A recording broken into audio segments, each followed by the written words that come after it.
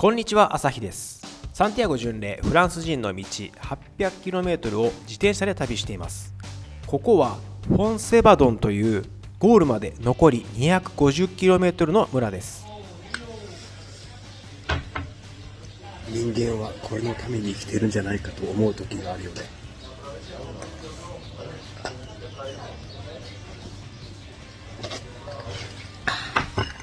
今一番暑い時間帯ですけど、山頂まで来ました。クルステフィエロ。4年前ここで写真撮りました。ここからザーッと下って、こういう感じのカーブに差し掛かったところでタイヤがバシュー言うてパンクしました。もうタイヤ変えろっていう話なんですかね。とりあえず直します。中のチューブの外側が破れてるんやったらタイヤの消耗しすぎ、内側が破れてるんやったらスポークリムの問題、どっちなんでしょうか。見てみましょう。内側やん。穴でかすぎる。結局4時半、3時間経ったな。同じポジションでずっと自転車修理やってました。パンクはもちろん治ったんですけど、それ以外に自転車のラックとか本体部分に対する損傷みたいなのが見つかりまして、マジかって思いながら、何が原因なんやろ。今悩んでも仕方ないんで、とりあえず暑いしポンフェラダっていう街まで移動してアルベルゲにチェックインします。それにしてもここの景色はほんまにいい。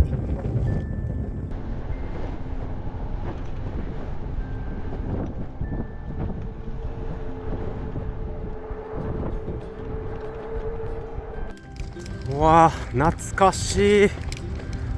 ポンフェラダのアルベルゲ着きました。アルベルゲとは巡礼者専用の宿のことです。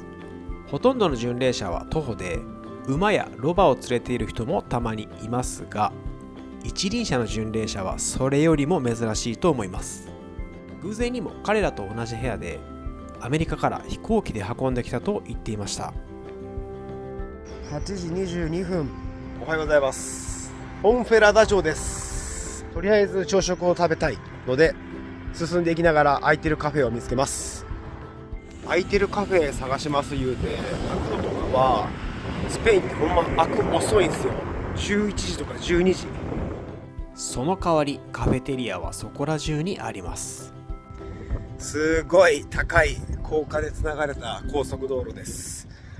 ということで、もうすぐ後半最大の山場オセブレイロという峠、ガリシア州ってことなんですかね。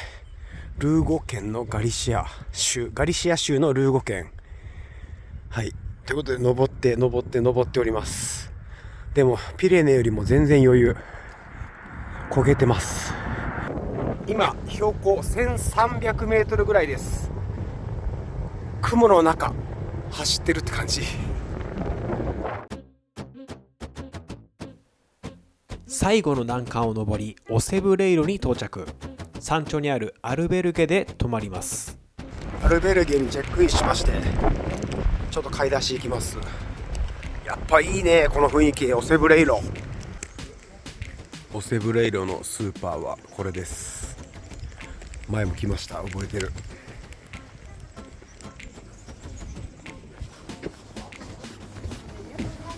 ほら、今日の晩飯です。そして日本人と出会いました。おはようございます。寒いです。でもめちゃめちゃ景色がいい。標高 1300m、 何回も言ってますめっちゃでかいトルティージャ。朝ごはんです。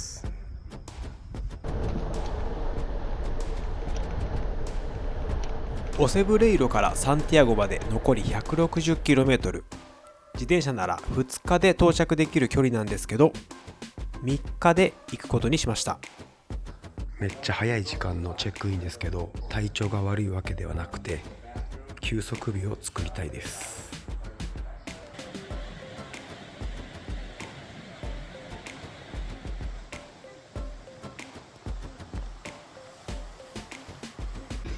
エストレージャガリシアビールです。乾杯。日曜日やからスーパー開いてないの忘れてた。クロワッサンのサンドイッチと、これなんて名前なんですかね、ピザみたいな具が入ってます。おはようございます。アルベルゲチェックアウトしまして、今カフェでコーヒー飲んでました。サンティアゴ・デ・コンポステーラまで残り160キロくらいなんですけど、多分明日到着するかなって感じで、今日何キロ進めるか次第です。頑張ります。ほらMe camino. Te llevamos algo, me cago en 10. Camino,早いな。今日のストップ、メリーで90キロくらい頑張りました。メリデに来たらガリシア州名物料理を食べましょう。ガリシアといえばタコということでいただきます。タコガリシア。ピミエントパドル、ピーマンの炒めかな。これうまいね、やっぱり。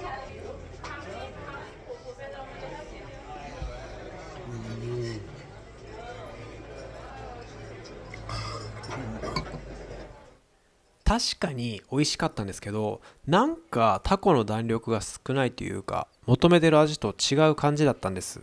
それでもう一軒別の店に行ってみたら、味が全然違ってて驚きでした。こっちの方が断然うまいし。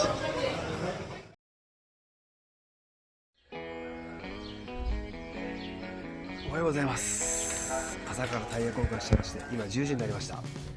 ゴールのサンティアゴ・デ・コンポステーラまであと50キロ。今日はそこを越えてポルトガル方向に向けて距離を縮めていこうと思ってます。サンティアゴ巡礼の旅も3日くらい前から雰囲気がガラリと変わってまして、自分の心境的にもサンティアゴ行くぞっていうよりも、なんか南ポルトガルまでいかに早く到着できるかっていうことばっかり考えてますね。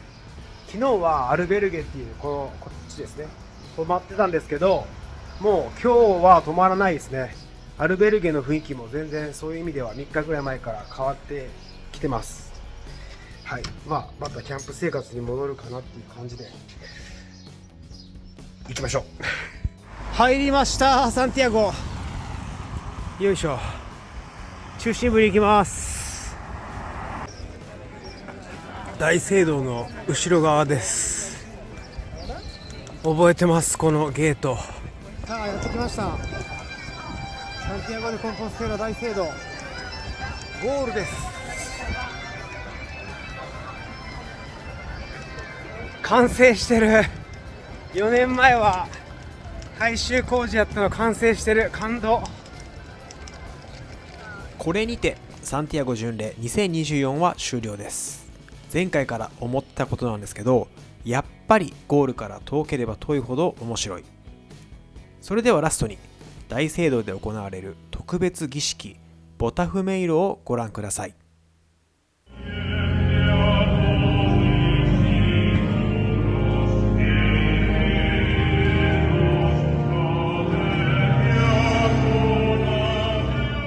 ボタフメイロは巨大な航路で、重さは約 80kg、天井に取り付けられたロープと滑車を使い、男性8人で振り回されます。